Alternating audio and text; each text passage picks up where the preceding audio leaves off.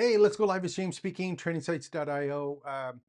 I just had a long chat with ChatGPT. I think it was ChatGPT, and I have a small problem, and I'm betting that if you're a small business, a solopreneur, an entrepreneur who is trying to start, build, and grow an education business, or even someone who's traditionally teaching, it's like, how am I going to stay afloat here? Because things are changing so quickly, and the whole education space is getting blown apart. And I think it's even going to get more explosive over the next 400 days or so. So I was having this conversation with ChatGPT, and I want to share it with you today because I think there is an opportunity, even though these 9 things I'm going to share with you have happened and they're just wrecking education. And I'm talking about both if you're selling courses or even if you're maybe in that traditional adult education space. It is absolutely flippy. So let me just, again, this is a conversation that I had with ChatGPT. I have my notes here. I'm going to go through them. This isn't meant to be a how-to. It's meant to be a, man, you got to think about it because it is getting more and more difficult to compete or stay relevant in the education space if you're a small business or an entrepreneur or someone who's in that small space. And just think about what's happened over the last year, the last 6 to 9 months, even. We've got all sorts of stuff on vibe coding and creating your own applications. We've got all sorts of stuff on AI automations. We've got all of these custom agents that can now be built. We've got custom GPTs and prompt engineering. All of this wild stuff that's happening that is all AI things that are removing ourselves or changing our abilities on actual things that we used to do before. We've even got browsers now that technically have AI built into them. We've got AI that's got browsers built into them. We've got shopping directly within ChatGPT. And the worst part is now we've actually got applications that are directly into ChatGPT. And then on top of it, we have things like Sora 2 and VO3 where you can create videos, and it has its own social network now. So we're competing for all of the attention that is being generated by all the big players and their availability to insert themselves into the tools that we're using ourselves, and plus the people that we're trying to teach are using. Again, whether it's a course or someone that you're actually teaching. So this is an absolute huge problem. And I just want to go through 5 or 6 things that I think it changes, and then how I'm going to focus myself. And I want you to at least consider all of it or part of it as a way to keep yourself relevant. Now, I'm going to tell you right now, and I'm going to go through some of this with you right now. The reason I'm doing this is because I had the conversation with ChatGPT. And if you're not familiar with ChatGPT, it does use memory. And what that means to you and me is that if I tell it something, it looks at the past chats we've had and kind of regurgitates or frames things based on our past conversation. And I went through this, and I'm going to show you parts of it that we did, but I went through it and I said, at the end of it, I said, did you just tell me this because this is what I wanted to hear? Or is this kind of really the way that things are going, in your opinion? And I'm treating ChatGPT as an advisor, as someone who I can trust, who has a broad understanding of the market and a little bit of a touch on what I've been teaching or talking about at trainingsites.io. And it assured me that, hey, this is actually how I think you should consider, based on all the information that we have today. These are the things that you should consider or be aware of on what's happening in the education space, and then how you can particularly leverage it. And I have 2 versions here. And again, this content is all available to you. It's part of trainingsites.io. And this is something that I give away to everyone. All of my content is there and it's free. And I think the reason I do that is, number one, and again, like, what is changing in education because of AI tools? And I think learning's getting easier. Those things we just talked about, apps and agents, there's learning mode, there's all sorts of tools that actually have Socratic teaching methods built in where it doesn't tell you anything, it asks you questions, guided learning, all of that stuff is there. Heck, you can even learn wherever you are on whatever device that you're on, whether you're walking around with the glasses, talking to your watch, on your smartphone, in your desktop. Everything is now available, and it's always there as someone who can answer your questions. It's not a classroom anymore. Life is the classroom. So that's happening, and it's even getting it more prevalent moving forward. And it's also a tutor, right? I'm talking right now about ChatGPT as my assistant.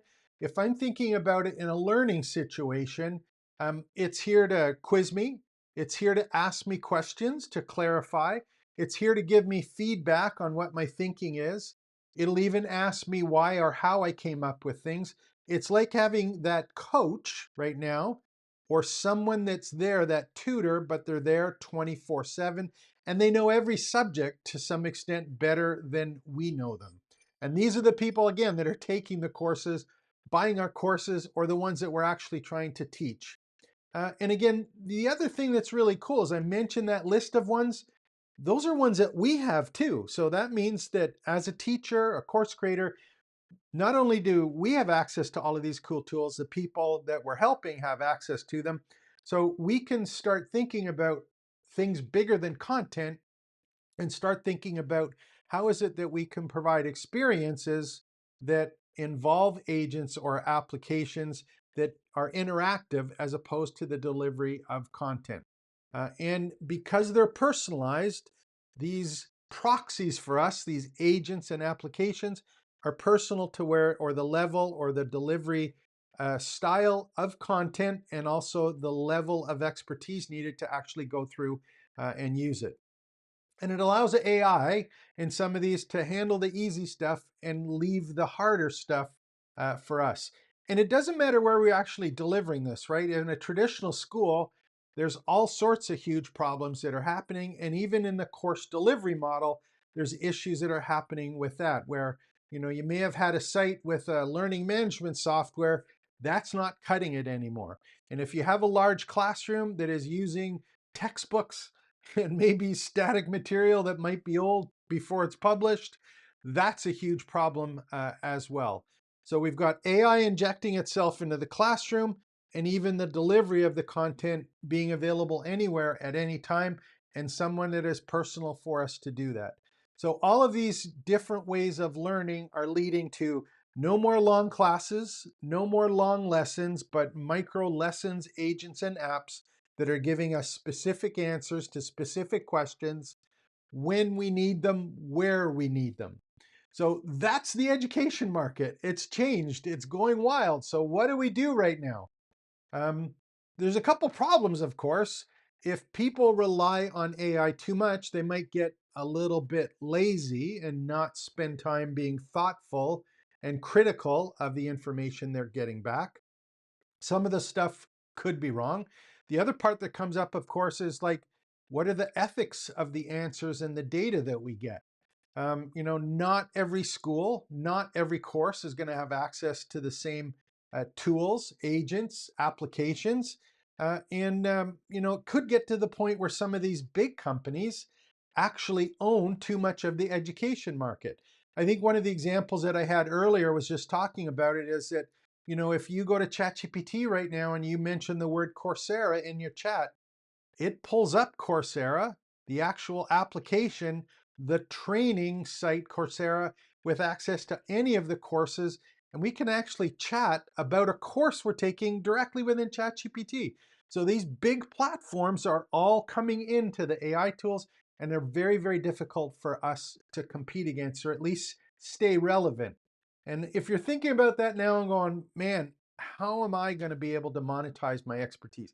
How am I going to be able to share what it is that I'm passionate about, that I've been learning about and doing all of these cool things for the last years, or I've researched? How do I really get in front of people and still treat it as a business as opposed to, hey, I want to create a course and earn some money? Well, here's the things that I think we can go through and kind of touch on. And I came up with a couple ideas with ChatGPT, three kind of main ones. We'll touch on those ones. And again, remember, these are the ones that I came up with in my discussion. Go ahead and have the same discussion with ChatGPT. How do I stay relevant? How do I stay, how do I grow a business in light of all of these big changes that are happening in education. So these are the ones I came up with. All I'm asking is that you look at them and say, what are the tactics and strategies that I have available to me that I can leverage AI to be able to educate and impact people and treat it as a business and not get overwhelmed by all of these big players. And all of the content I'm talking about here is in trainingsites.io/join. This you're going to see is, the part that I'm showing you, that is part of my prompt library. It's there for you to go and take a look through and kind of think for yourself and see how you fit in. And I think the part that we came up with my advisor, in this case, ChatGPT, is to think about entrances into the AI space, even though all of these big players are here with their big platforms and access to AI as a delivery model. And I think the things that that we came up with, and I've been really focusing on, is the first one is being very specific about what we create these AI tools for, not trying to be everything to everyone. And this is really difficult for a lot of people, especially if you have domain knowledge of something. It's like you want to do everything in it. But I think that we're going to have to focus and be specific on a single topic, and I don't want to call it a niche, but it's like answering specific questions or specific transformations that people are looking for. And that may be there may be one niche that do it, but it may be a couple niches, and we're going to have to understand which is the one that we can identify with, that we have a group of people that identify with, and that we can be able to impact them there. That's one of the reasons I say to everyone, do YouTube videos as fast as you can, as many as you can, so that you're going to get people to raise their hand and say, hey, yeah, that's important. I like that. Or you're going to get no feedback and no, hey, that's not really a question that people have an issue with. So you can do this stuff now. You can create your own agents, but don't create a big agent. Create one that's specific to the questions and that little sliver of information or problem that people have that you're trying to solve. And you can monetize those agents and apps over and above selling a traditional course content. And it's very, very quick for us, right? Small business, if you take an hour or two, you can figure out how to make an agent. I have a custom GPT maker that helps you create your own custom GPTs. You can sell those. You can download AI automations, create your own, advertise, or not advertise, but adapt it to your situation. You can now sell any of these AI automations that you have. So these are easily monetized if they're answering a specific question for a specific group of people. And that comes from making sure that people know, like, and trust you.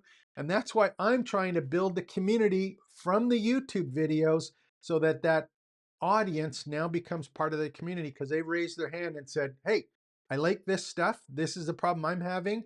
I'm comfortable with this person because I know, like, and trust them because I've seen them 100 times on their YouTube videos, or I've read 100 of their blogs, or I've seen a whole bunch of their agents and tried them out, or custom GPTs.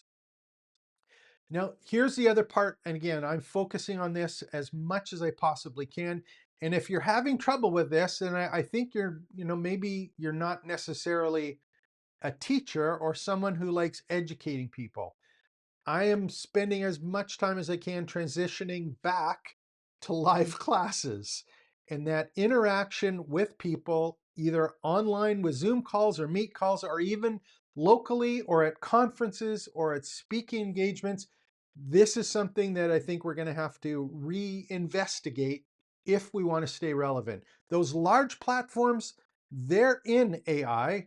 What I'm trying to do, and what I think is going to happen, again, this is coming from my conversation with ChatGPT yesterday, is that we're going to have to know that AI is there, but how can we leverage it and make sure that we're injected or part of the solution by helping people apply the AI to get the result that they want?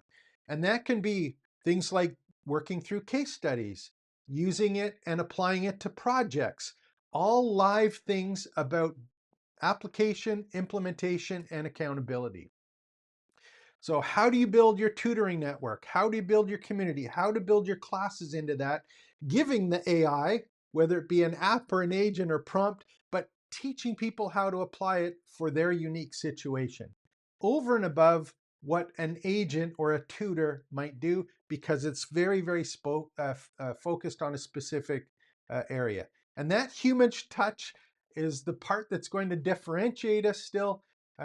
Even if the AI gets really, really, really good, I think people just like connecting and unplugging for a little bit and finding out what's really happening with real people. And then the other thing is that, that educational content and micro licensing.